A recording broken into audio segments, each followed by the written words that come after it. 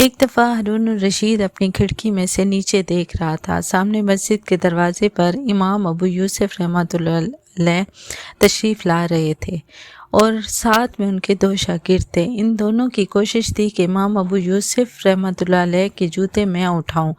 جیسے انہوں نے مسجد کے دروازے پر اپنے جوتے اتارے، دونوں شاگرد لپک کر جوتے اٹھانے لگے۔ ایک کے ہاتھ میں ایک جوتا اور دوسرے کے ہاتھ میں دوسرا جوتا آ گیا۔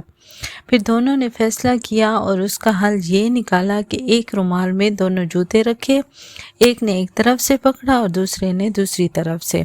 ہارون الرشید مسکرایا تو اس کی بیوی نے مسکرانے کی وجہ پوچھی تو کہا، میں وقت کا بادشاہ ہوں، لیکن میرے جوتے اٹھانے کے لیے ایسے کوئی نہیں تڑپا۔ تو اللہ والوں کا پھر یہ مقام ہوتا ہے۔ وہ کہتے ہیں نا کہ اللہ کو مانو اور اللہ کی مانو، پھر دیکھو اللہ سب کو آپ کے قدموں میں لے آئے گا۔ پھر ایسے کہ لوگ جوتے تک اٹھانے پر مجبور ہو جائیں گے۔